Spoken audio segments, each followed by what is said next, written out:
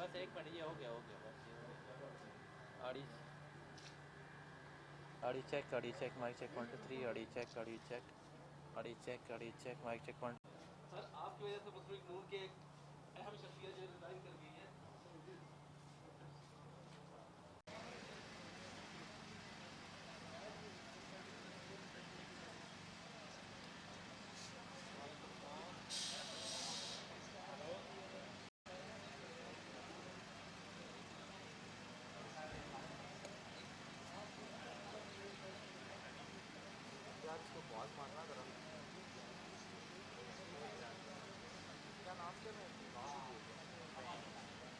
Fame भाई पीछे आना जरा थोड़ा।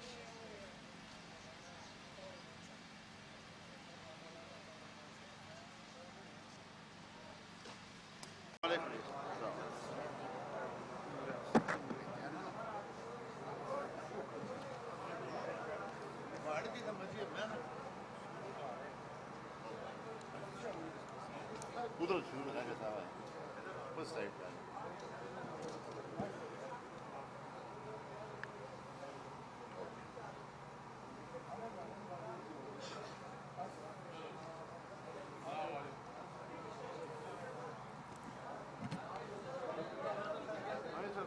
बिस्मिल्लाह करें। रेडी है?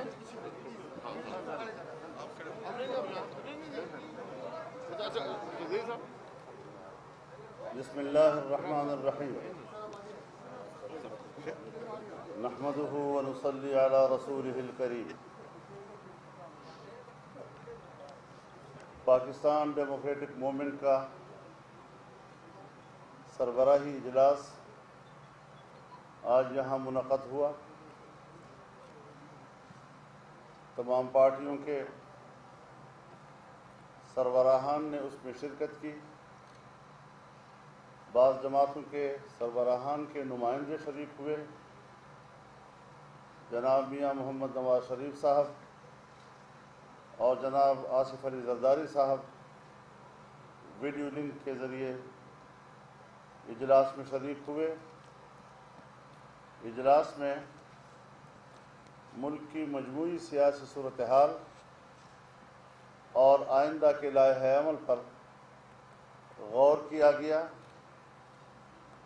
और सबके नज़दीक इत्तिफाक राय के साथ पाकिस्तान का इस वक्त जो संगीन मसला है, जो इंतहाई हसास मसला है, वो माशी बहरान का है, जिसने आम शहरी की ज़िंदगी को अजीरन कर दिया है। उसका सुकून और इज़्ज़त नफ्स छीन लिया गया है और मुहतरम शहरी की हैसियत से وہ زندگی گزارنے کے قابل نہیں رہا ہے۔ اس تمام تر صورتحال میں متحدہ پاکستان ڈیموکریٹک موومنٹ نے تحریک کو آگے لے جانے اور ملک کے مختلف حصوں میں جلسہ عام منعقد کرنے کے سابقہ شیڈول پر بھی بات کی اور آئندہ کے لیے شیڈول طے کرنے کے طریقہ کار پر بھی بات کی ہے۔ پی ڈی ایم کے نزدیک اس کا اصل ہدف پاکستان میں حقیقی آئینی اور جمہوری نظام کی بحالی ہے۔ اس حوالے سے ایک میثاق طے کرنے پر اتفاق ہوا ہے۔ 13 نومبر کو اسٹیئرنگ کمیٹی کا اجلاس ہوگا، جس میں تمام پارٹیاں ایک متفقہ میثاق کے لیے اپنی اپنی تجاویز لائیں گی اور تمام پارٹیوں کی تجاویز کے اشتراک کے ساتھ ایک متفقہ میثاق طے کر لیا جائے گا۔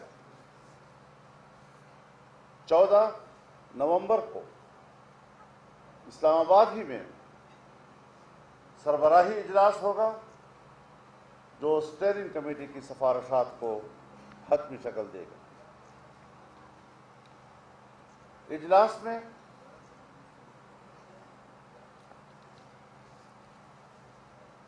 انیس اکتوبر کو کراچی میں مقامی ہوٹل کے اندر محترمہ مریم نواز صاحبہ، ان کے شوہر جناب کیپٹن صفدر صاحب کے ساتھ جو واقعہ پیش آیا اور اس کی پاداش میں جس طرح وہاں کی پولیس کے اعلیٰ کمان کی توہین و تذلیل کی گئی، اس پر ایک بار پھر شدید اس کی مذمت کی گئی ہے۔ اور پھر اس کے بعد آرمی چیف کی سطح پر مداخلت ہوئی، کیونکہ پولیس کے تمام افسران نے صوبے میں چھٹی پر جانے کا فیصلہ کر لیا تھا اور ان کو یہ کہا گیا تھا کہ ہم ایک تحقیقاتی کمیٹی بنائیں گے جو 10 روز کے اندر سفارشات پیش کرے گی، لیکن آج 3 ہفتے ہو رہے ہیں، اس کے کسی قسم کی ابھی تک رپورٹ سامنے نہیں آ رہی۔ کیوں نہیں آ رہی اور اس حوالے سے کس بنیاد پر تاخیر کی جا رہی ہے؟ تو اس حوالے سے بھی تشویش کا اظہار کیا گیا اور پولیس کے ساتھ روا رکھے گئے ناروا سلوک کی شدید الفاظ میں مذمت کی گئی ہے۔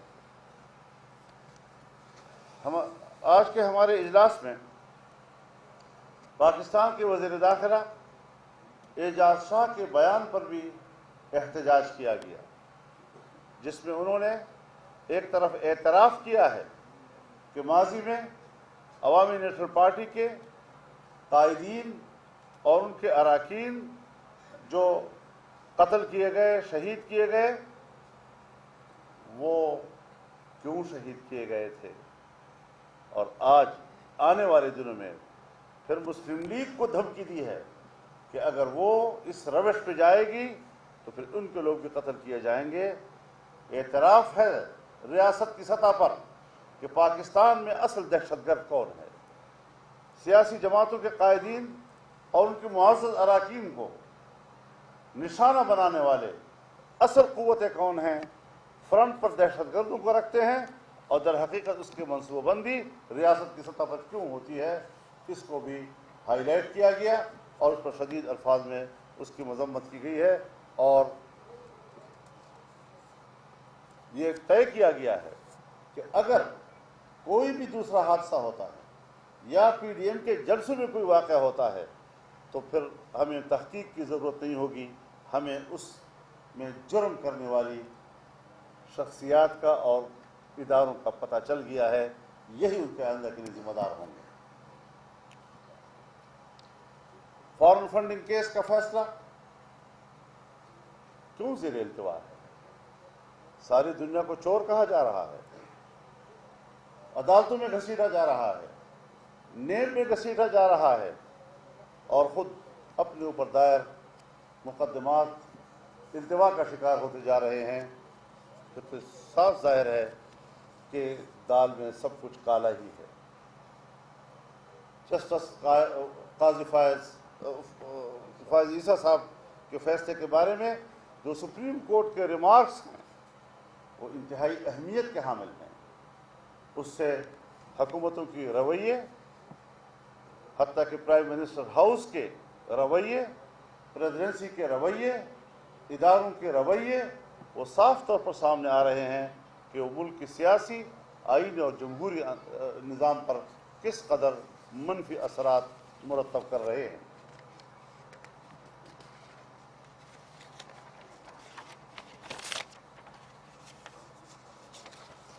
تعجب کی بات یہ ہے کہ اپوزیشن جماعتوں کے قائدین کے خلاف آئے روز مقدمات دائر کیے جا رہے ہیں، لیکن عاصم باجوہ صاحب اور جہانگیر ترین صاحب کے کرپشن کے بارے میں اٹھنے والے سوالات پر خاموشی یہ موجودہ حکومت کی طرف سے کرپشن کو تحفظ دینے کے مترادف ہے۔ اجلاس نے جنگ گروپ کے چیف جناب میر شکیل الرحمان صاحب کی گرفتاری پر انتہائی تشویش اور افسوس کا اظہار کیا ہے۔ اس گرفتاری کو ایک ناجائز اور میڈیا کے خلاف کارروائی قرار دیا ہے، ان کی زبان بندی اور گلا گھونٹنے کے مترادف قرار دیا گیا ہے اور ان کی رہائی کا مطالبہ کیا ہے۔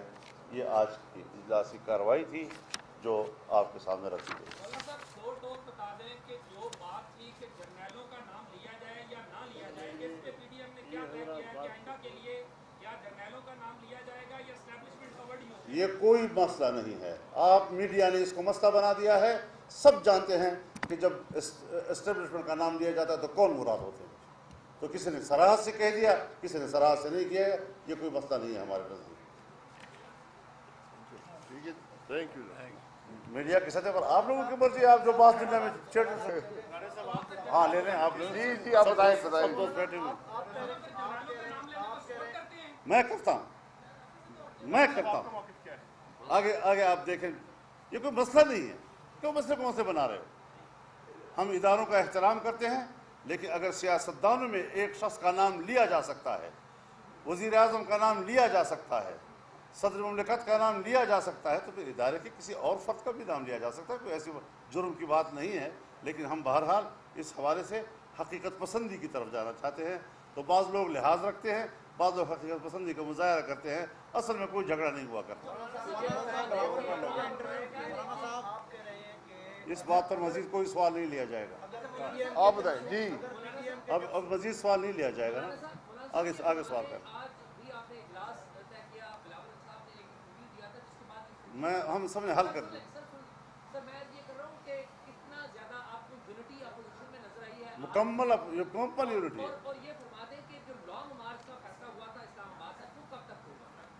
یہ تو جو ہم نے آپ سے کہہ دیا کہ 13 کو بھی اجلاس ہوگا، 14 کو بھی ہوگا، اور اس میں میثاق بھی طے کیا جائے گا اور آئندہ کے لیے روڈ میپ بھی طے کیا جائے گا۔